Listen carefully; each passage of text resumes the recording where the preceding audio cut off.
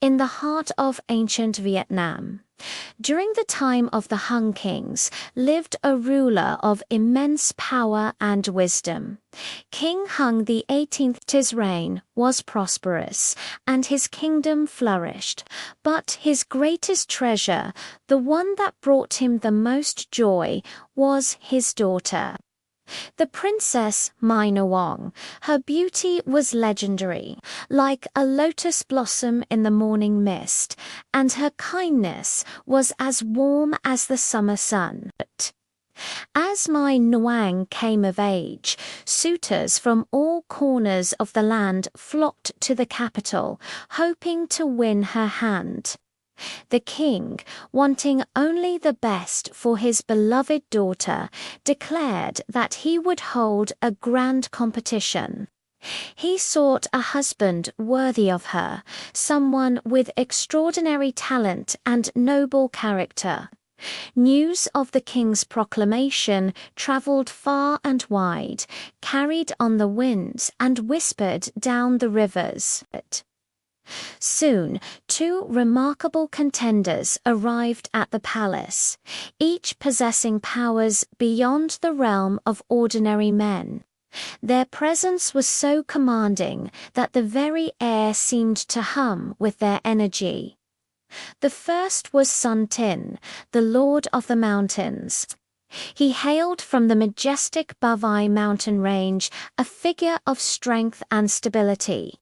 Where he walked, lush forests would spring to life, and wild animals would bow their heads in respect. He could command the earth, raising hills with a single thought and turning barren land into fertile fields. Son Tinh was the embodiment of the land itself, steadfast and nurturing. The second suitor was Tinh, the lord of the water.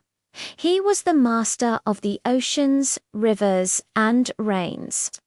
With a flick of his wrist, he could summon great waves. And with a whispered command, he could call forth torrential downpours. His power was vast and untamed, as deep and mysterious as the sea he ruled. Tinh represented the boundless, ever-changing force of water. Both Son Tinh and Tinh were exceptional, their powers equally matched. King Hung found himself in a difficult position. How could he possibly choose between the Lord of the Mountains and the Lord of the Water? Both were gods, and both seemed worthy of his daughter's hand. He admired Son Tin's calm strength and Tin's formidable might. The court was filled with anticipation as everyone waited for the king's decision. After long and careful deliberation, the king announced his final challenge. It would not be a test of power, but a race against time. "The first one of you," the king declared, his voice echoing through the grand hall, "to bring me a wedding offering of 100 glutinous rice cakes. 200 sticky rice cakes, an elephant with 9 tusks, a chicken with 9 spurs, and a horse with 9 red manes will win my daughter's hand." These were no ordinary gifts. They were legendary treasures, incredibly rare and difficult to find. The challenge was set, and the two gods prepared for their quest. The fate of the princess, and perhaps the kingdom itself, hung in the balance. Son Tinh, the Lord of the Mountains, knew the land intimately. The forests were his home, and the creatures within were his subjects.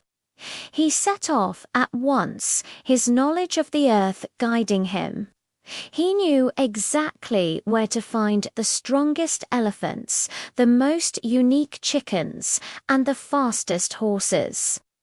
With his command over nature, he quickly gathered all the legendary items. He and his procession prepared the special rice cakes and raced back towards the palace. As the sun rose the next morning, Son Tin arrived at the citadel, his offerings complete and perfectly presented. King Hung was overjoyed. He had found a worthy husband for his daughter, a stable and powerful protector for his people.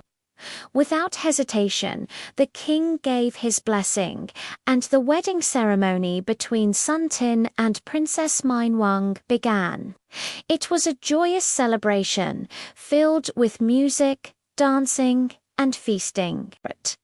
Son Tin then took his new bride back to his home in the Barvai Mountains. Shortly after they departed, Thuy Tinh arrived at the palace, his own magnificent offerings in tow. He had scoured the depths of his watery kingdom to find the treasures. But he was too late. He saw the remnants of the celebration and learned that the princess was already married to his rival. A storm of rage and jealousy erupted within him.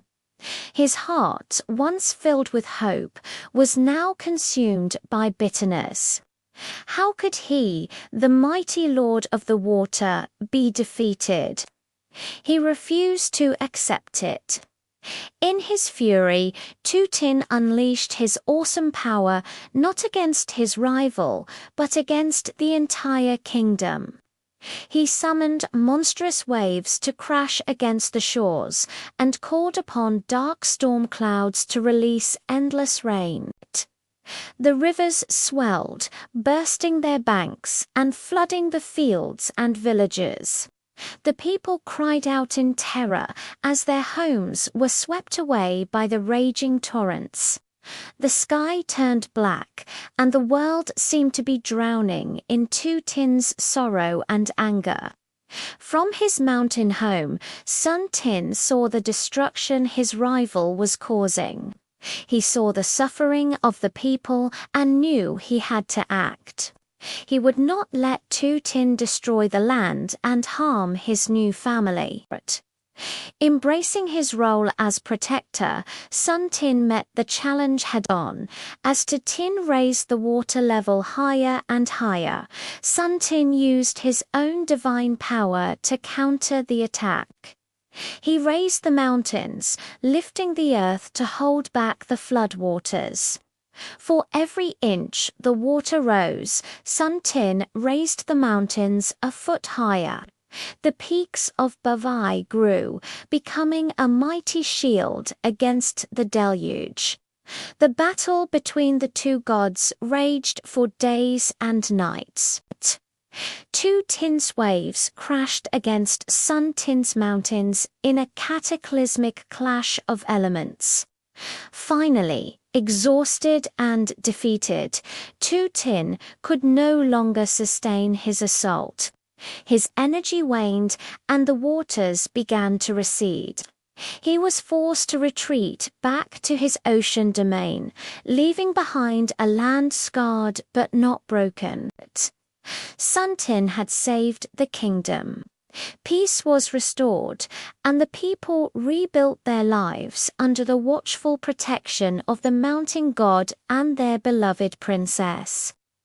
But the Lord of the Water never forgot his defeat, and his heart never healed from the loss. His envy and resentment simmered beneath the waves. And so, every year during the rainy season, Thuy Tinh returns. He raises the waters and unleashes storms upon the land, attempting to reclaim the princess he believes should have been his. And every year, Son Tinh stands ready, raising the mountains and defending the people from the floods. This eternal battle between the mountain and the sea continues to this day. And that, according to legend, is why Vietnam experiences its annual season of floods and storms. A timeless reminder of the epic clash between Son Tinh and Thuy Tinh. Thank you for joining us on this journey into Vietnamese folklore. If you enjoyed this story, don't forget to like, share, and subscribe for more Vietnamese fairy tales told in English. See you next time.